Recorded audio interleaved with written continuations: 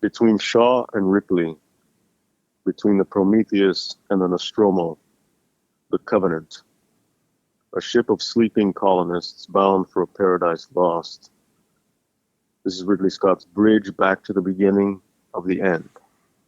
Ridley Scott's 2017 Alien Covenant. I don't know of too many. I don't know of too many directors who can come back to a series that they created 30 some odd years later and find new life in it, find new blood, find something new to say. And Ridley Scott, in interviews, he seems to be somewhat surprised that nobody ever asked the question, where do these things come from? Or what was their purpose? Which I think, I mean, the second and third films, I'm a big fan of the second and third films. We've talked about Alien Resurrection, the cash grab that I felt that was. But there was always this kind of curiosity of where do these things come from? And you could always say, well, an alien is an alien. The universe is a huge expanse. It's just, mind-boggling how big the universe is and the possibilities within that.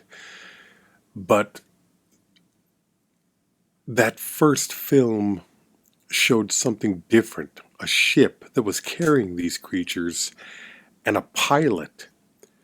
So that instantly makes you think, well, there's another story there. There's a story in just about everything, but it's not simply landing on a planet where these creatures are. For them to be brought together in the manner that they're brought together in that first film, somewhat, I guess, harvested in a way, it forces the hand and makes you ask, what the hell was that space jockey? What was going on there? And I don't think Ridley Scott had an idea in '79 when he made the first film. And the danger is trying to, as you said, trying to understand Michael Myers. And when you understand Michael Myers, you rob him of the horror of it. But I think this is a beautifully told story, and I think it's one of the few times where diving into the past, diving into an unknown past and creating a story that logically fits with what comes after, is successful. And I think this is one of the greatest prequel trilogies, whatever you want to call it. Right now, 2 films. We're waiting on a third film to be released in the summer of 2024, I believe. But I'm really amazed at how good these 2 films are, and I'm blown away. I'm not sure how you feel about them, but I'm really interested because neither of us particularly cared for Prometheus when we first saw it. I think we were both in agreement that production design was incredible, and there were aspects of it that were really overwhelming. But I definitely loved it a great deal more than you after second viewing. This, I'm very curious, with Alien Covenant, you had never seen this film. Number one, I'm wondering, why had you never seen this film? Was it something that just slipped through the cracks, or was there a desire to not see the film? And then, what were your impressions? And how do you feel it? How do you feel about the film within the canon of the entire series? Those are good questions. So it was a mixture of having slipped through the cracks, and kind of, I mean, for example, Get Out, I didn't see it until much later, but it's a great film, so how does that happen? I don't fucking know. I'm going to go watch Dune when it comes out, the second one, so that hopefully we can talk about it. But that most likely we're going to fucking we already criticized the story behind it. We already criticized the first film, even though it looked beautiful. We liked the director, blah, blah, blah, right? That one isn't going to slip through the cracks for whatever reason. I'm not anticipating Dune Part 2. I was not anticipating Alien Covenant because I'm not sure if at that point I had already. I don't see at this point you get so convoluted. I don't know about Alien versus Predator or fucking. I don't know where all of those fall in terms of those particular ones in time because I don't give a fuck about that film. Yeah, those are The both point films is, that work as their own thing, but scream of a cash grab when you put them together. yeah, They're of embarrassingly course. bad. Those two films. And so, yeah, I mean, it's like I've heard people say, um, "Oh, I go to In-N-Out for the burger, and then I go to McDonald's for the fries, and then I eat them together." I heard someone say that one time, and I'm just like, "Yeah, but whichever one you go to first, the other one, by the time you get to the other one, the Suffers. one is cold." Yeah. Yeah, so it's like that's what you get when you do this kind of like mashup. Aside from that, it did slip through the cracks, but um, I don't know if there's part of it that's like, well, did it slip through the cracks? Because not on this deep and loud level. Prometheus leaves on a kind of this cliffhanger. Yes. So it's like, okay, what's going to happen? Going back to this last episode that we did on Prometheus from last week, it's kind of like, did I care enough to see it? You know what I mean? Like, did I just forget? Because it was just kind of like, well, okay.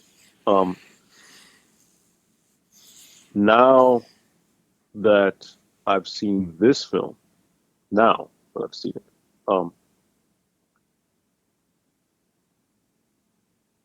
I think it's a better film than Prometheus. And it makes me, or it does make me care to want to know what happened to Shaw in a deeper way than what we get in the actual film. So I sent you this little clip, and it's called The Crossing, and it's like a special feature on one of the Blu-rays or something like that. And so before I saw Covenant for this, I watched The Crossing, and I watched the trailer for Alien Covenant before I watched the movie. And the trailer I wasn't excited about. I was not excited about the trailer. The Crossing, I was like, fuck. Like, this has, to me, like, the tone, the feel, the look of Alien, right? It has that, it takes me back. It has this, there's a weight to it that I felt in the trailer. And this also has to do with like trailers and American trailers. Sometimes it's like you're watching the whole fucking movie in the trailer. But the thing is that I think sometimes you either get too much plot in the trailer or you get a certain sense of tone. Now it makes sense why that is, because once I actually saw the film, I'm thinking, oh, this reminds me of Full Metal Jacket. Because I'm thinking, at a certain point into it, I'm thinking, oh, this is like two films.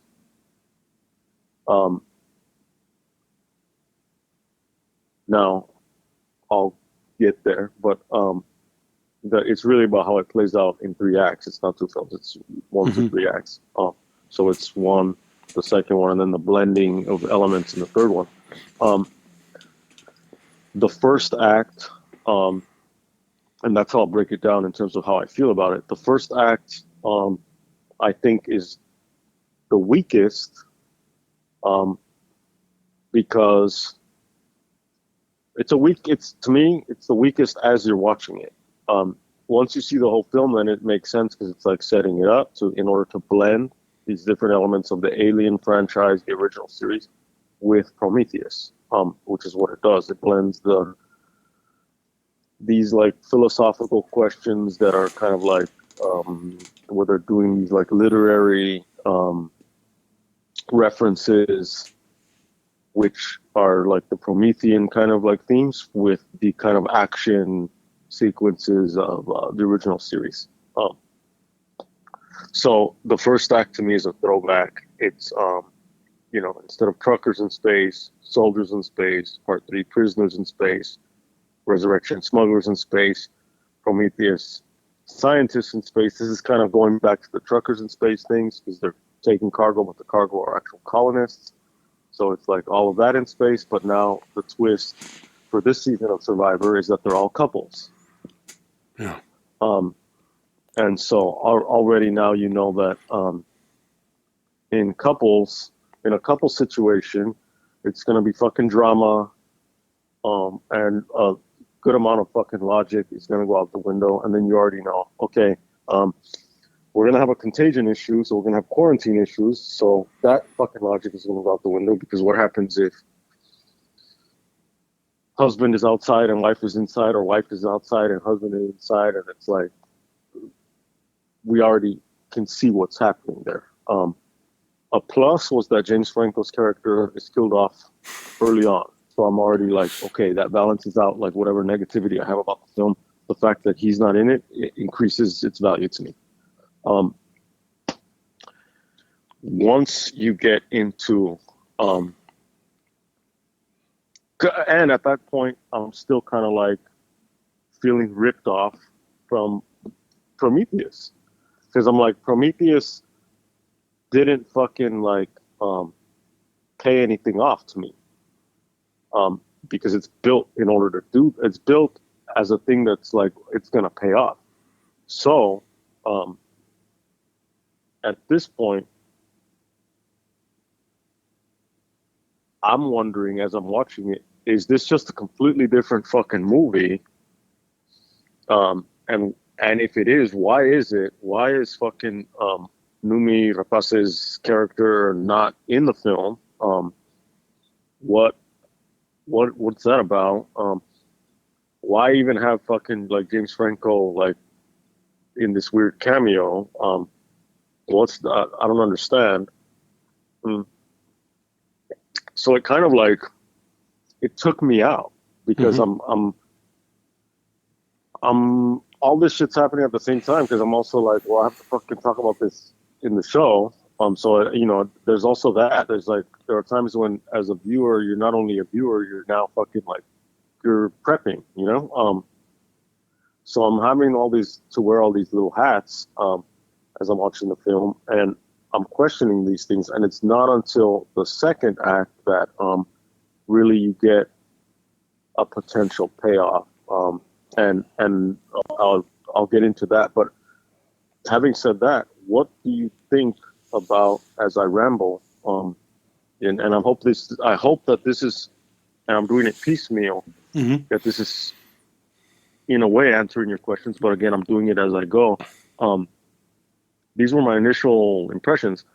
What were your impressions, again, before Act 2, of the fact that Shaw's character isn't in it? You had said that having seen Covenant, it made to you Prometheus like increase your estimation of it increased. Well, I is think that as a whole or as a whole, yeah. Well, the thing about it is, I appreciated Prometheus a great deal more, but the yeah, issue was that I didn't realize this at the time. Okay, what I did realize is I thought I was going to see an alien film, and there was a part of me that was like, well, where the fucking xenomorph? Where is it? When is it going to with happen? Where's it? Prometheus or with With this one? Prometheus, because it's all over on this one. It's and I think they do Sure. really interesting things with this one, and they explain it in a very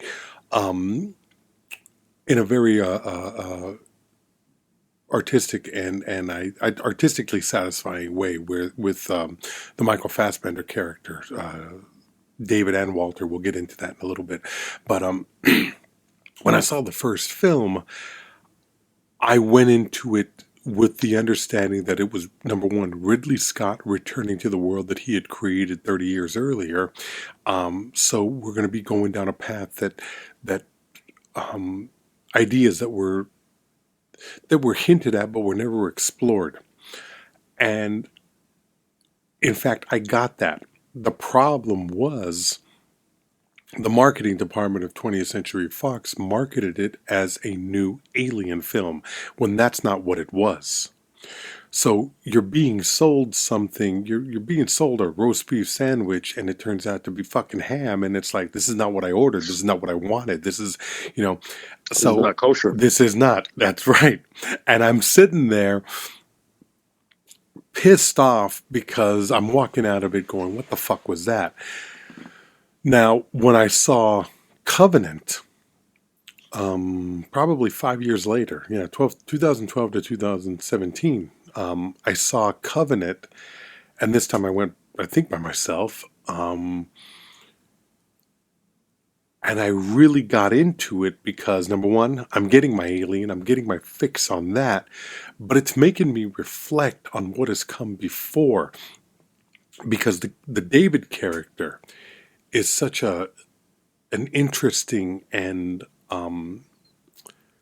there's a level of tension, especially with Fassbender's performance, where you start to wonder, what is this? What is this thing? And it's if you're a viewer that's open-minded and you're listening to the villain's story, the most troubling thing about a lot of great villains is that they make sense. So with David's speech on humans don't deserve a second chance, humans don't it's, you can look at individual people and say we deserve a chance, but you can look at the bigger picture of what we've done to the planet and what we've done to our own opportunities here and say, well, he's absolutely right. Now, that being said, I'm seeing no longer Prometheus as this standalone thing, but as a more complete movie, because it links up to this in such a way that I'm seeing something that's more complete. This ends on a cliffhanger as well, but it is more of a complete story that Covenant gives Prometheus a great deal more weight. As I watched it again, I enjoyed Prometheus because I didn't let the bullshit that I didn't let the bullshit luggage that I was carrying into the viewing get in the way of enjoying the movie. So watching the movie again, I could really focus on the tension that Ridley Scott's creating. I could focus on the ideas and the questions of human beings, on why we're here, what is our purpose, where do we come from. And Covenant takes it it takes a sharp right or left, whichever way you want to call it. But let's say left because we're going to say it's more sinister. Maybe that is the etymological way. Yeah. Well, what I feel is like you walk into this first film and you think, oh, the engineers were creating this creature that was meant to destroy humanity. They were going to, and Ridley Scott had this idea, and they nixed it, where the engineers were going to send one of their own to Earth, or they had but they had sent one of their own to Earth to warn people about humanity or this, and they ended up crucifying him. So obviously, Christ. He abandoned that because he felt that it would be too heavy-handed or on point or whatever. I'm glad he didn't do it because I wouldn't have gone with that. Yeah, that's like too much of trying to put a fucking square nail and a round cross. Mhm. It's weird. It's a decent idea, but I don't think it's a I don't think it works either Yeah, because cinematically, narratively, visually. that's Yeah, you know. ball that paper, make that paper into a ball and throw it in the trash. Because Yeah. it's like, it that sounds to me like writers in a room throwing around ideas. Hmm. Hey, let's make the fucking engineer come to Earth as Christ. Hmm. Yeah. Yeah. So they Hey, didn't do that. It wouldn't have worked. I wouldn't have liked it. But then you start to ask, it's like, what are the things that's not addressed really is that, maybe we're insignificant. Maybe we're just a creature. Um, and I think I said it to you last week. A lion doesn't question its purpose. A zebra doesn't. They just, they're living. They're living. They're eating. They're having a pride, making children, making young cubs and shit. This sure. is what they do. Why should it be? Paying the What? bills. They just Yeah. caught up in the fucking capitalist circle. Yeah, they're So not what? questioning. Why is it necessary for us to have a greater purpose? This is the conclusion I've come to in my understanding of humanity. For each of us, you might have a purpose, which I think you and I both do, and I think a lot of people that are listening, we each have a purpose and a reason for the things that we do. We have a driving force within our lives. That's understandable, but as a bigger picture, the role of humanity in an existing environment or just existence as a whole doesn't necessarily have to be a greater purpose. And I think that's the ego of humans who imagine that we are so great that we have to have this. There is somewhat of an argument in this film that we're just created by these other creatures who are going to Sure. I mean, destroy like us. Yeah, who are going to destroy us. different. I mean, because we have consciousness, like Hmm. philosophers throughout history have thrown around these kind of questions, like since the beginning of fucking like throwing around these kind of questions, and the existentialists were like, well, we don't have a choice, we're just here, and if we, and this is like the fucking, it's early in the morning, dumbed down fucking version, is like, we don't have a choice. Basically, life is meaningless. There's an absurdity to it. So what we fucking the answer is like we are free because we have no meaning. So we must make our own meaning out of this, and we're basically doomed to be free because of this nothingness. So yeah, these are these questions that are touched on Hmm. in Prometheus, and again, listen to that episode, and it goes back to fucking some of the same shit that I said Hmm. is touched on in Contact, and with Jodie Foster, and so I'm watching this movie, but to tie into what you're saying, it's I'm not watching the movie that you're describing at this point. I'm still watching this fucking kind of throwback to the Alien series, but without the xenomorphs and without the engineers.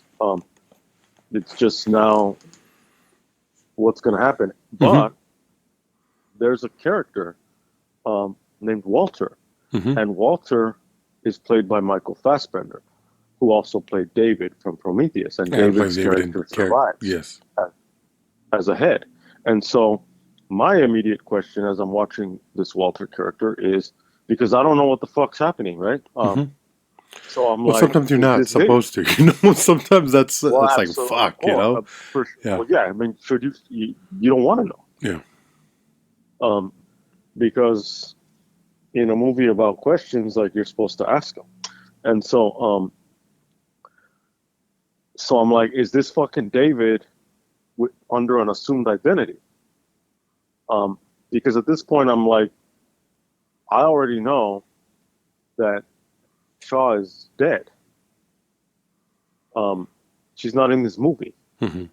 Is she gonna come back in her flight? Is she or is she, or is there a scene, or what the fuck, right? Mm-hmm. And in The Crossing, we've seen, and that kind of spoiled it, but at the same time, fuck it, because I liked it more, to a certain point. And it also has the benefit of being like very small. It's very short, so It's a it 2-minute can be very film. potent. Yeah, It's it's a 2 minute. 2 minute Yeah. film, and so that's you put all the best looks, the best shots, Mm-hmm. the most you cut. It's like powerful.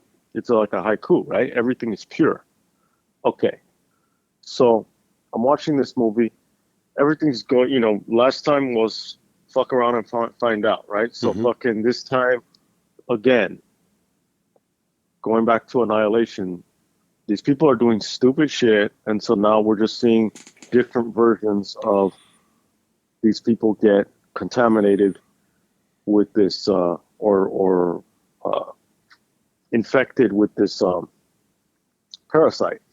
So people are getting sick, and now it's like, okay, so now they have to get back on the ship. So because they've landed on this planet, because they got a signal, because the premise is that we don't know what the fuck happened before, but now we're on this other ship with this other crew, with this other captain, but the captain dies. So now this other guy who is ill prepared and ill equipped to be captain, he's the Obviously. next Yeah. in line. And so now he's the captain, and his wife is there to tell him, like, you got this, like, come on, honey, like, you got this, blah, blah. But no one else fucking believes it. So there's all this drama, and he tries to rise to the occasion. He's a man of faith, etc., etc. They get this siren call, basically. They get a beacon signal from a different planet. They're going with sleeping colonists to start a settlement somewhere else, but now they get this other call, and it's human, and it's John Denver, so they gotta go. So fucking they go, and against better judgment, against the judgment of the woman who will ultimately be the final girl, who just lost her captain husband, who's like, no, this is a mistake. Okay, duly noted. Fucking, we're going anyway, of course, because we need to have a movie. So they go to this planet, they land, they go outside, they fuck around, they find out, they get infected. So now we're at the point where they have to get back into the ship. Those who left the ship, as happens in alien films. So the question is, are they going to let them on the ship sick because that's what happens in alien films? Or are you going to stop them because that's what happens in Prometheus? Because it's going to be either one or the other. And of course, Well, okay, they get on the ship. the question I have for you right now, in your description of this, is that it sounds like you're kind of dismissive of the plot. I'm not dismissive of the plot. I'm following the plot Let me ask you just this. But do you okay? It sounds a little bit dismissive of the way the story's playing out, and I grant that you are correct, because we've seen this 4 times before, 5 times before now, where they go to a place. Don't look inside the fucking egg. You're gonna look inside the fucking egg. Boom. Now you're infected. That's different. That's different. No, but what I'm saying is, and I'm not saying it in a negative way. I'm saying, is there a level of fatigue in watching it that says, this is a repeat of the shit that we've seen already? How are they not aware of this? And like, the argument that I would have is, they don't know what has come before. They don't know what we have seen.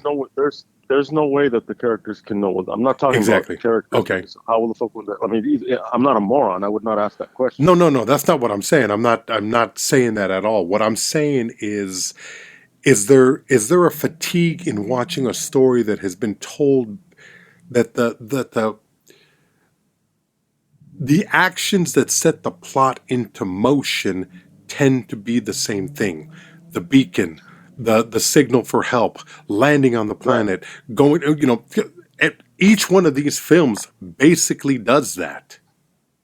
Well, that's what I'm getting at. So as a viewer, I'm Are you bored with it? I'm having. Well, this is what I'm doing. I'm Okay. having the debate within myself, which I mentioned in Prometheus, which is it Star Wars where you have these patterns that characters follow along the plot, and as the patterns echo one another, they reveal a greater kind of symmetry in the universe, in the destinies of these characters. Is it that? Or is it, this time we're going to do fucking, this time on Survivor, we're in Hawaii. This time on Survivor, we're in fucking Samoa. This time on Survivor, we're in fucking New Zealand. And this time it's couples. And this time it's black people versus the white people. And it's just kind of like, what little spin are we going to put on it? But it's the same shit. Like, it can be it can be either one of those two extremes, or it can be something of a blending. And so I know I'm doing it like I'm giving like the fucking 3 minute, 1 minute, whatever rundown of like, okay, now she fucking puts her boots on and now she fucking blah, blah. And I know I sound dismissive, and to a certain extent I am at this point in the film. And it would be hard not to be at this point, not this part of the film, this part of the series, because we've seen it. Exactly. You know? Yeah. So I don't fault you for that. And there's a part of it that I agree with. And you know, it's not even something you agree with. It's just something that's an overwhelming feeling of, I've seen this. This has been done already. And, I mean, look, like anytime you have sex, it's gonna be basically like the notes are limited. It's gonna be like there are certain things you can do with body to body, right? It's how you do it that you do it the same, or cooking a meal or whatever the fuck you're doing, right? What makes it interesting is the way that you mix all those things up. Yeah. So it's like, are they going to do the Star Wars cyclical thing? Which is more like when you mentioned the egg, it's like it's a greater moment when we get to that, which we will get to it, because we've seen it. It's greater because we know what's coming, but the character doesn't know that. And of course, we know that the characters don't know anything, so we can't say, like, how do they not know that this is happening, even though they've never experienced this before, and we've seen these movies 5 times? Like, obviously, like, if you can't make that split as a viewer, then there's a problem. But at this point in the film, it's just kind of like, I already know this is going to happen, so it's how is it going to play out? Are they going to do it this way, or are they going to do it that way? Because I'm also trying to get into the minds of not only the characters, but like the writers, the filmmakers who are having to deal with this issue themselves. And what are they going to do? Because we, again, as you said, we've seen it.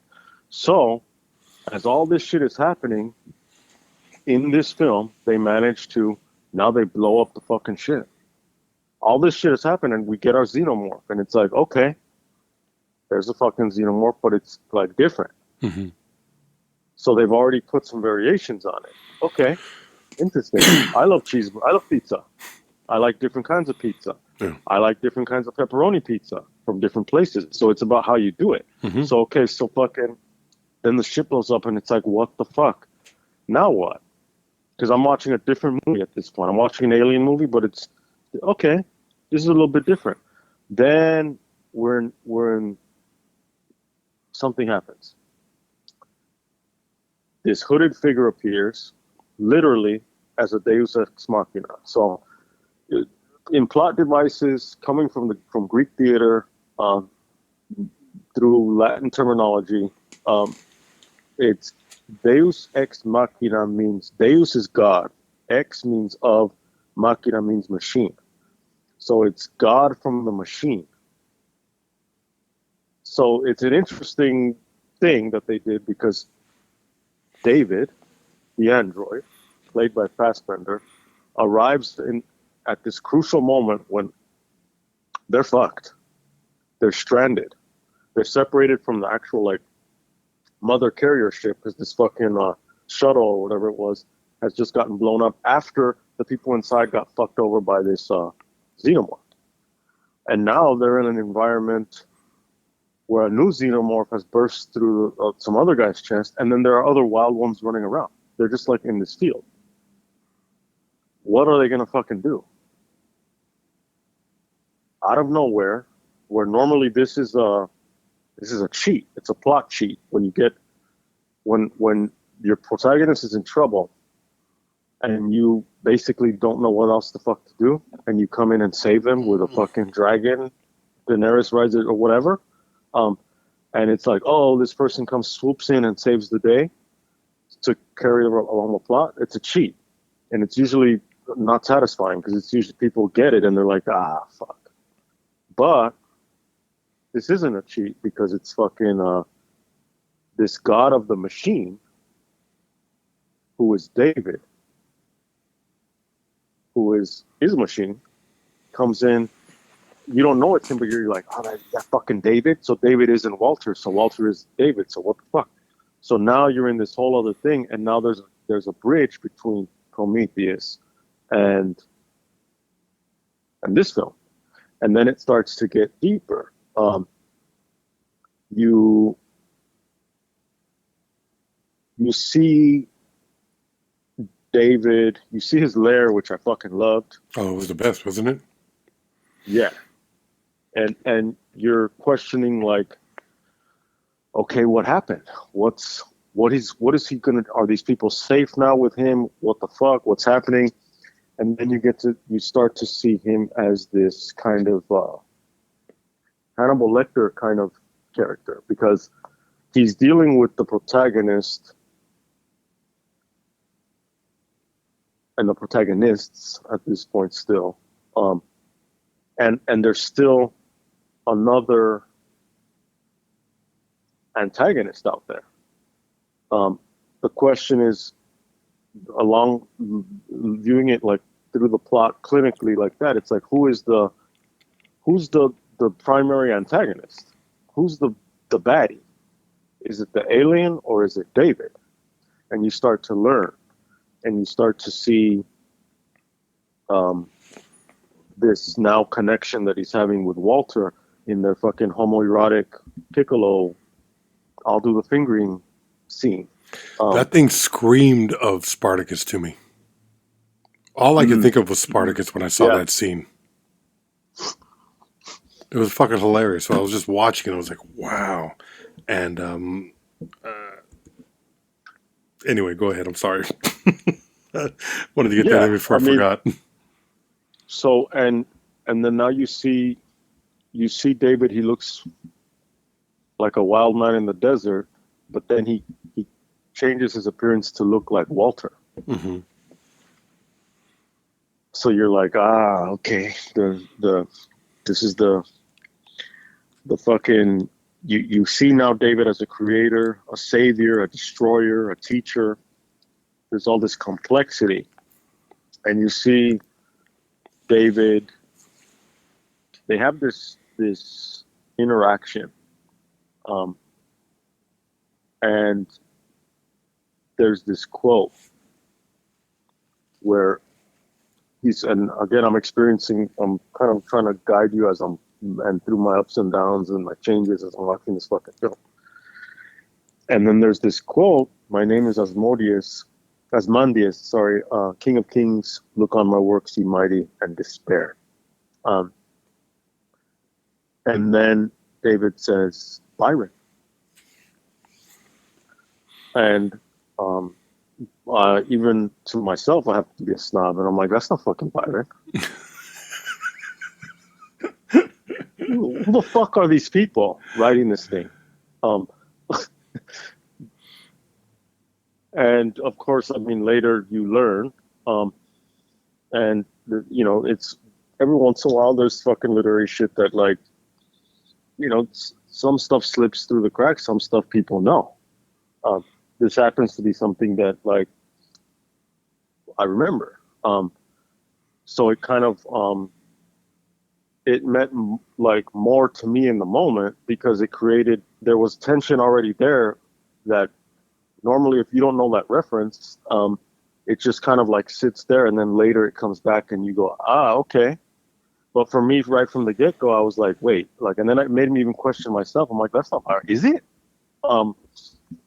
But it's Shelley, his friend. and it's this poem about Ramses the second that Shelley had written. And later on, the the the kind of reveal is when Walter says, like, he quotes it back, and he says, "Nothing beside remains round the decay of the colossal wreck, boundless and bare, the lone and level sands stretch far away." He's like, that's not Byron, that's Shelley. And he points out to David, "You're fucking wrong." And David had taught him, he had taught him this song on the piccolo, or this melody.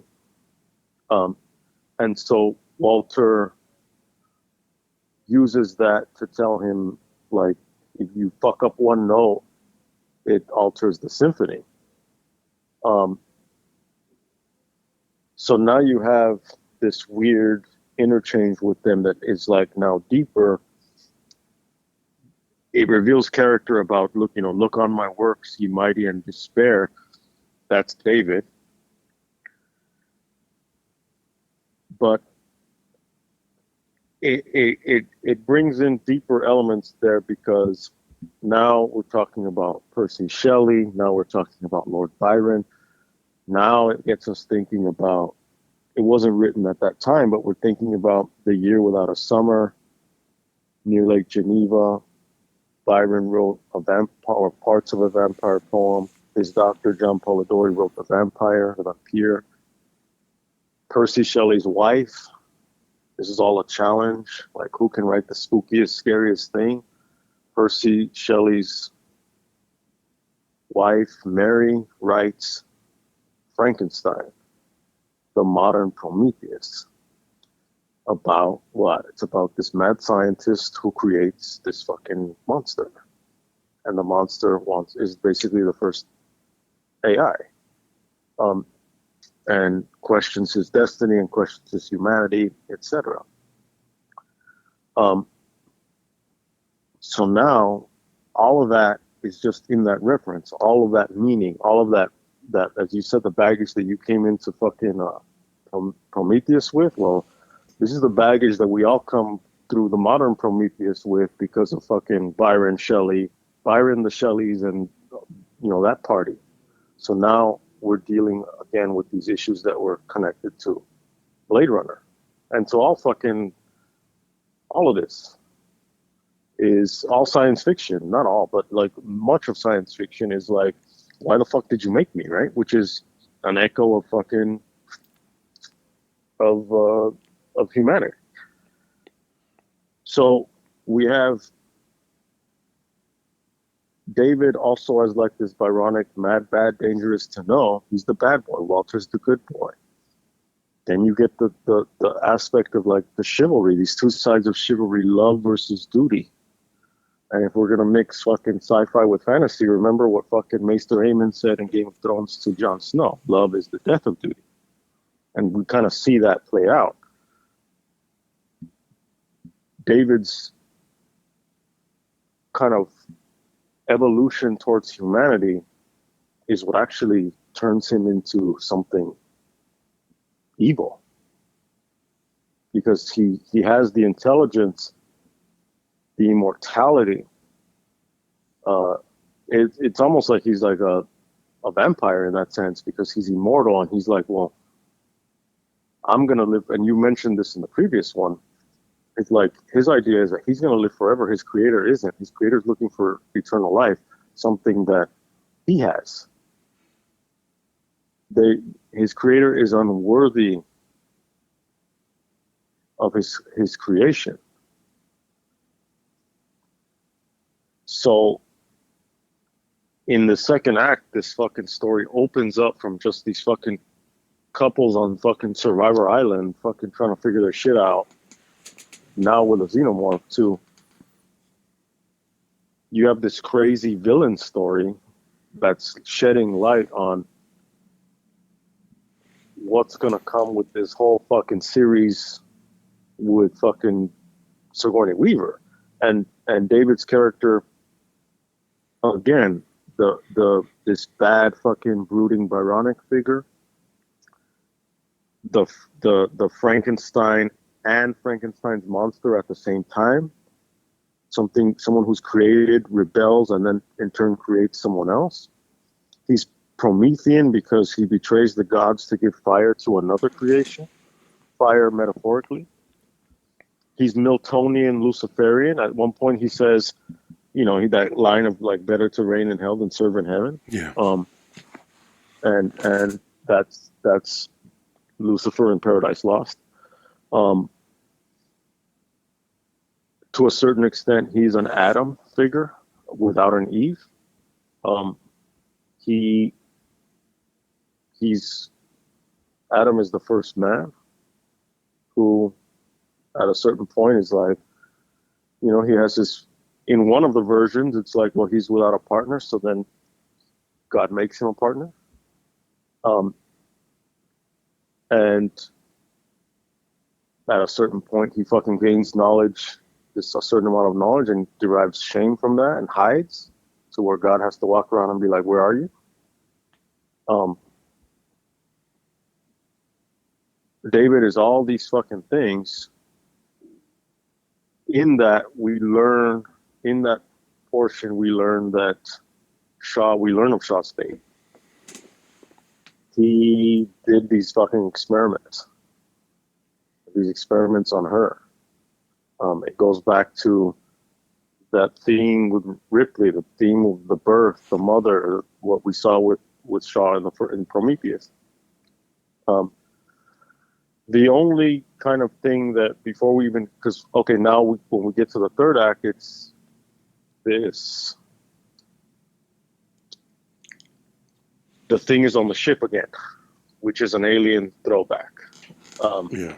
So we're back in that, but the difference is when we get to the point where we see these xenomorphs, they're not the modern ones that we know of. It's these older ones that have evolved along different lines that exist in nature. The modern one, we only see when that captain, a man of faith, who says at one point, he says, I saw the devil when I was a young man or a child, or whatever, and I never trusted him or whatever. And it's interesting because he's a man of faith and he never fucking trusted himself, and etc. But David leads him to this cave with eggs, and we know those fucking eggs. And he leads him there like the serpent, and he's saying it's okay, it's safe. After you see him trying to he refers to this one xenomorph as like a horse. If you blow on its nostrils, it'll trust you forever or something like that. Mm-hmm. Which the captain kills, the new captain. So when you see that him taken to the cave with the eggs, you know what's coming. That's more along the lines of what I had said with the Star Wars kind of cycle, because when you see that, you're like, oh fuck. It's not just what island are they on this time. Is it the skinnies versus the fucking buff people, like for this season or whatever? No, it's that thing is going to attach itself to him, and you've already seen all these other xenomorphs, but now you're like, is this the fucking the one that we know? Yeah, and it is. And of course, the most fucking poignant, beautiful music is played as it's born out of his chest, which was funny. And then third act, we have this fucking fight of the android brothers.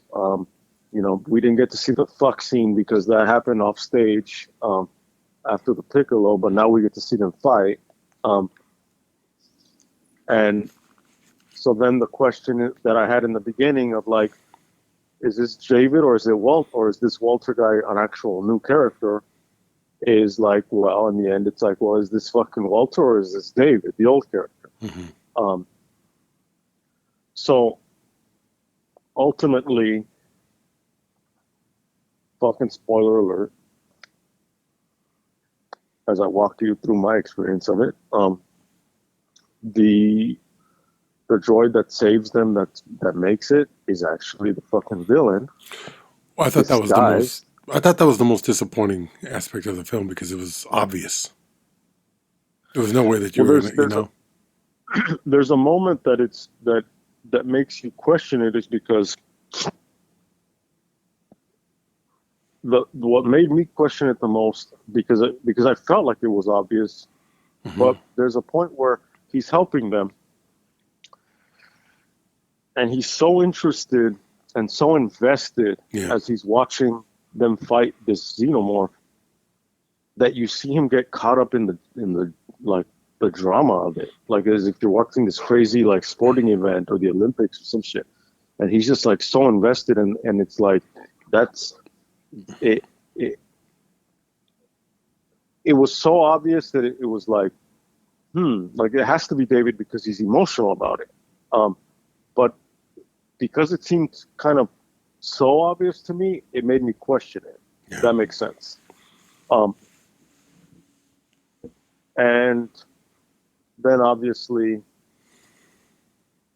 he's putting her, well, obviously, because now, well, is what I'm going to tell you, he puts her in hypersleep because she thinks it's him. She references something that she had said to Walter earlier about the cabin on the lake. Yeah. He kind of raises an eyebrow, like, I'm not sure what you mean. And she's like, fuck, like, it's not you, it's you. Mm-hmm. And he's like, then he says this cheesy ass, don't let the bed bugs bite line that shouldn't have been there. I think he said sleep tight. I think he said sleep tight. I think he did say about the bed bugs. Did he? I don't know. I gotta go back. If he didn't, then it was one of those, like, just the first part makes you complete this. Yeah, you project onto it. I think you did, but you might be right. I'm not sure. Either or, the lead is in there. Yeah. And so then the you have all of this, like, now mixture of old franchise plus philosophical elements, villain arc, all this shit.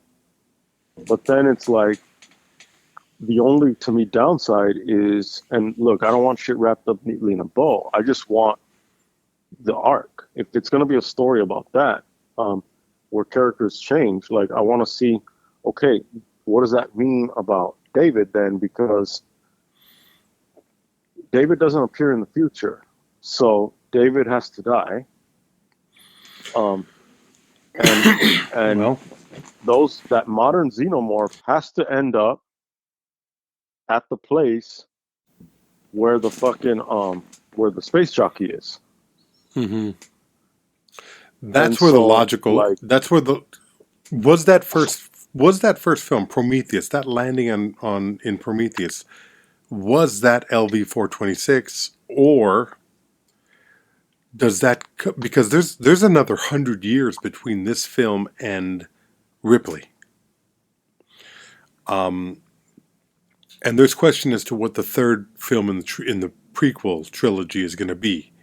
I've read that it's between Alien and Aliens. I don't know what's happening with it. I mean, if that's the case, then that doesn't answer it. You know? It doesn't answer it, but okay, you're right. What happens to David? We're not done with the story yet, but that spacecraft from Prometheus looked remarkably like the one that they landed on in Alien. The problem is, those weren't eggs; those were urns. Mm-hmm. So, how do you replace that? What's the logic there? What kind of leap are they going to make in order to make that part of the puzzle fit? Obviously, he has those embryos. He has xenomorph embryos that he regurgitated.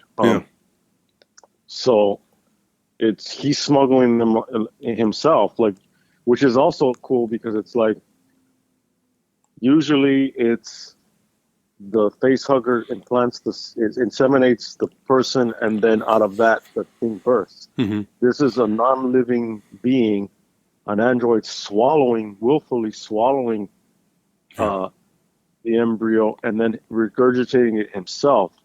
so he can put it into the freeze that on ice The basically. cryogenic So it's thing, like yeah. yeah. So it's like is is it poetic justice where ultimately the alien just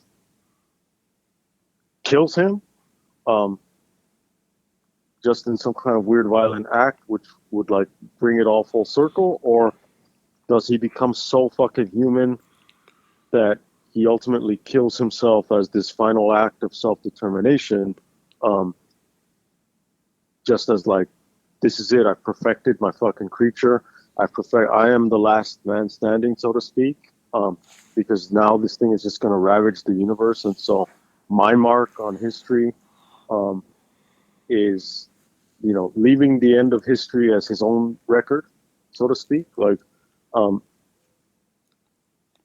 what is it? We don't know. If the next one is after the first one, then it's like there's a gap. Yeah, there's a So gap. So I I don't know, like but that these questions are left unanswered, but at the same time, it's kind of like, well, what are the answers? what are the answers? Yeah. Um, you bring up some really interesting points, and they're problematic. They fuck with the logic of what has come before, and you can't on this one you can't say that it's Fincher or Cameron taking liberties. This is Ridley Scott who knows the source Yeah, he knows material. something that Yeah, they didn't put in. yeah. So They chose to leave it out. there's got to be something there. There's got to be some other aspect. For me, what makes this film work, for me, okay, visually it's stunning. The action and the tension are on point. As I was watching this film, and I watched it 2 days in a row, I watched it both late nights. I thought to myself, I miss movie theaters because this would have been a great movie to see in a theater. The sound, the big screen, and I saw these movies both in theaters. But we've talked in the past numerous times about my, my basically my having giving up on the theatrical experience. I can't do it anymore. But this is the kind of thing where I wish I could go back. I wish people were good enough and respectful enough about each other to understand what watching a movie in a theater is, because Mm-hmm. there was that moment where the virus or the pathogen slowly broke out of whatever the soldier had stepped on, and then it slowly Yeah, it was wafted its like way through. almost like eggs or pods. Yeah, but it slowly wafted its way into the man's ear canal, and I remember seeing that in a movie theater, thinking, "Wow, that's a great shot. That's a great visual. That just doesn't have the power on TV that it does on a big screen." You can't even imagine how cool that looked then. And then with just the tension that Ridley Scott creates, and it's all paint by numbers, man. I mean, it's something that you've seen already, but with his cutting, with his use of practical effects buoyed by CGI. I mean, this is really the best. These two films are the best looking films of the series, as far as I'm concerned. It Wait, which ones? Prometheus and Covenant. I think they're the best Better looking than the first film. one. Yes, because the first one is incredible. It's almost unfair because the first one is a minuscule budget. It's just ridiculously low budget, and he was able to create something claustrophobic and overpowering. But the way he shoots this, and the lighting, and the darkness, and as you said, David's lair, incredible. There are moments when they're in that temple that are just overwhelming, and it's so dark and you're straining to see, and it's one of those moments where you feel like there is an actual world being created there Mm-hmm. that is expanded, that they didn't have the opportunity in Alien to do in the same way that they're doing with this. Who knows? I'll go back and watch Alien, and I'll probably change my mind again. But Yeah, it's a I mean, testament to how good he is as a visualist. I agree. I agree with the visuals. I just there's just something about the first one that it's just there's the grittiness of it that Yeah, that an actual that there are these Giger informed set pieces yeah, that are actual things that kind of they trump anything that CGI can do. Um, sure. and and that being said, look, yeah, I'm also the atmosphere, the atmospherics of Alien 3. Some of those Hmm. shots, the opening scenes Yeah. on that prison planet, with the oxen and all of that, like that that's fucking dark, beautiful shit Oh, that I think absolutely. is. I mean, you know what I mean? Hmm. So I'm not going to turn my back on those. Even fucking the crossing, Hmm. um, as a beautiful little piece. This 2 minute fucking piece, special feature, um, was on that level. I think the beautiful. I think sometimes when you you mix the technology and the lighting on the technology of a ship and the lighting on the ship as a set, um, sometimes you diminish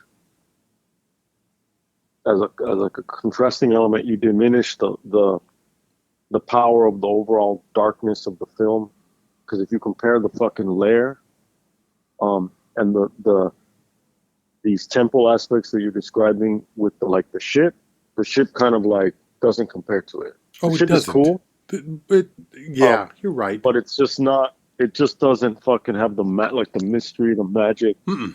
the majesty of this fucking alien like uh world with these artifacts and even David's like these drawings that he's doing, these anatomical things. Some of this shit looks like from these like Renaissance occult manuals. These drawings, some of it looks like Da Vinci type shit. Some of it looks like And then Geiger. there's Some of it looks like Giger. some of it does look like, yeah, If based you on Giger's remember, early shit. yeah, if you What he's remember, done with Shaw. well, I don't know if you saw the documentaries with Giger in his lair, because his lair looks Well, hmm? I've seen, and when for the as a side note, when we did the LA series in December, Hmm. I was originally thinking of doing something on Eros and Thanatos, on sex and death, Hmm. a series on that, and I was going to recommend two H.R. Giger documentaries, um, just about him, Yeah. um, and uh, one of them, it's mostly in his house, um, and his house is fucking nuts, and um, I I see parallels on a humble scale. The room that I'm in now, this office space that I use, this old bedroom, as with fucking crystal light and fucking black walls as a fucking homage to his shit. You know what I mean? Like, his is filled with fucking paintings, and his lair is fucking nuts too. So Yeah. it's like, yes, it looks like an old fucking scientist from fucking the times of the Black Plague. Hmm. Um, Merlin, that kind of like, yeah, yeah, like a really. wizard's fucking Hmm. place. But also, it's like, is it a wizard or is it a druid? Mixed with a fucking Renaissance painter's fucking sketchbook. Um, it's fucking cool. Oh, So absolutely. yes, Yeah. um, And well, that's like when I was watching it, I was just overwhelmed by it. I was really like, I was really blown away that Scott still has it. I mean, he was almost 80. He was almost 80 years old when he made this film. To bring that level of artistic integrity to something, and to just make something that is just overpowering in the way that this film is, and it's most definitely overpowering. I just marveled, but it has a great story. And it has a great story that is born out, because for me, this film isn't about the xenomorphs. I could give a fuck about the colonists. I could give a fuck about any of that nonsense. What I care about is the David character, because there's a level of, if you have a great villain, a great antagonist, you're halfway to making something brilliant. And I don't know that I've ever seen the Ash character from the first Alien film is a tool from the company. You get the Ian Holm does bring a level of anger to the performance, especially when he's trying to kill Ripley. But with David and Fassbender's performance, Fassbender grounds it in an android's thinking or Perspective. Perspective, definitely, but the way he carries himself. You don't question the moment that, like with Bishop, you're not sure if he was a man or a droid in the beginning. You're not sure with Ash, that comes as a surprise. With David, especially since the way this film opens, and but also the relationship to the our understanding of him from the first film. But the fact that AI has come to the point where, in this film at least, where he is self-aware and he's angry about it. It's not a matter of jealousy. It's a realistic look at, I am serving people that are beneath me.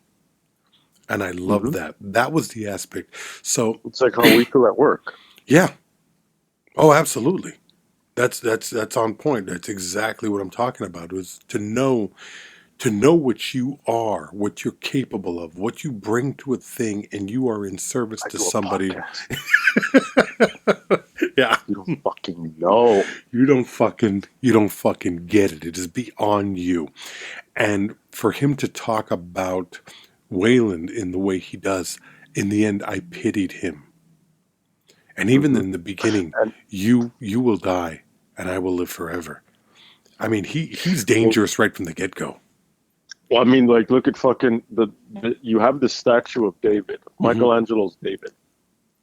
And the statue itself is reminiscent of the engineers, the way they look. Big fucking white marble-looking creatures.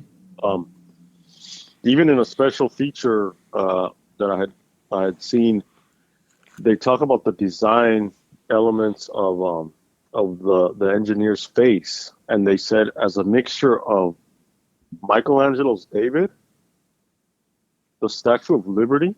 Just think of the face: Michelangelo's David, the Statue of Liberty, and Elvis. That's interesting. Yes, let that fucking sink in. 3 immortals, and so you have Michelangelo's David. Obviously, Michelangelo was a genius. Michelangelo's fucking dead. David still exists. The original David, if there was one, right? Dead. Michelangelo's David, the statue, still exists. So then you have now Wayland, a genius, but he's going to die. His David, too, shall live. So just in that opening, and when David gets a little too fucking uppity for Wayland, his comeback is like, serve me my tea. Yeah. Like, don't forget your fucking place, bitch, That's basically what he does. it's it gets to a deeper place now where it's like, fuck you. The Statue of Liberty, like, like, it's not only bring me you're tired and all that bullshit. It's the attitude of revolution, like, on this fucking place. According to that particular line of fucking mythology of our political history. And what I mean by that is not, I mean, the stories that we culturally tell ourselves that we are the free and because of the revolution that we did have.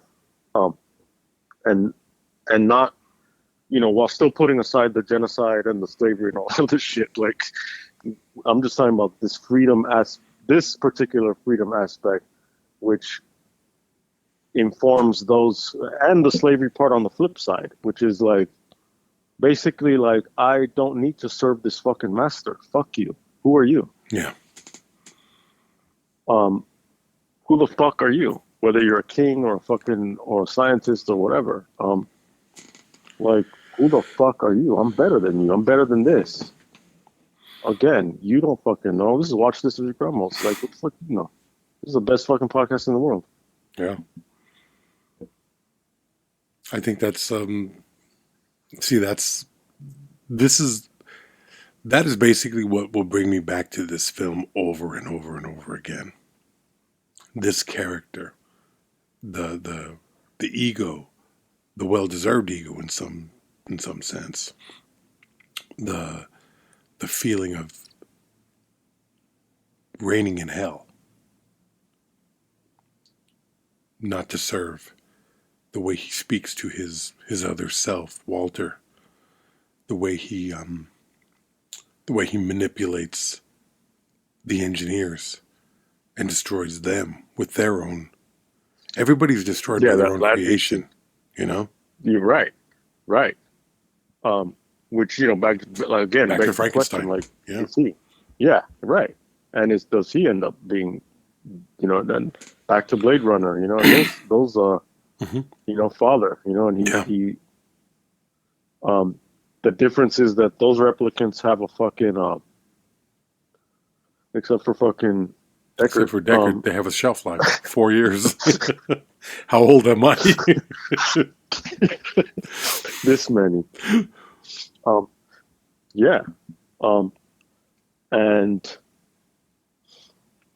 in that sense, fucking David doesn't fucking pass away like, tears in the rain. He fucking is here for a while. And that little smile that he flashes, the thing is, like, obviously we don't know what's going to happen. Ridley Scott is almost 90. Yeah. He, how old am I? He knows too. And I mean, the beauty of that is that his fucking creation will outlive him. But yeah, it's been an interesting fucking journey. Definitely with hills and valleys. Started off strong, amazingly, classically strong. And to take us all the way through to this, the final girl. I saw some other special feature where apparently,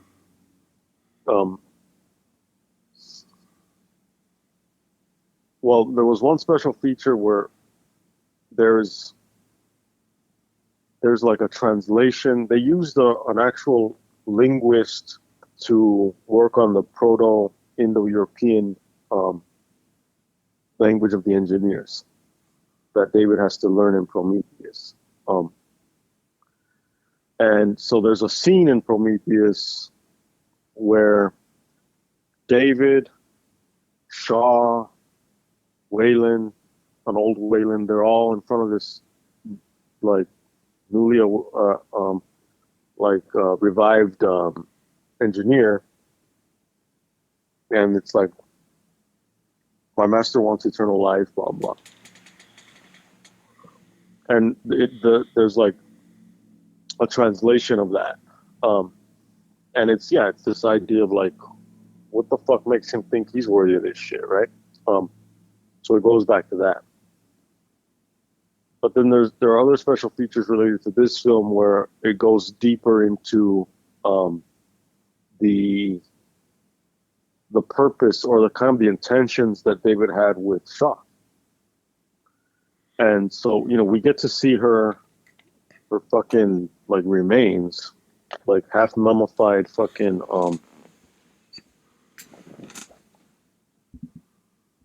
dissected, like autopsied, like opened up.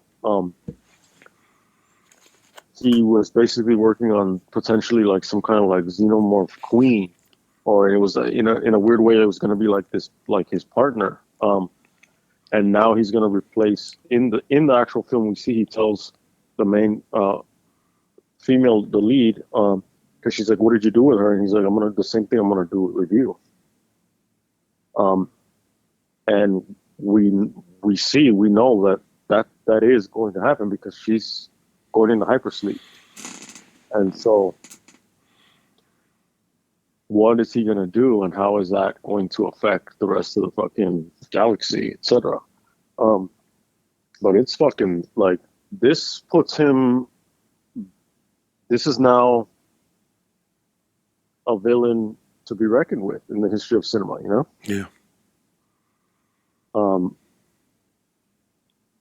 Hiding in this movie.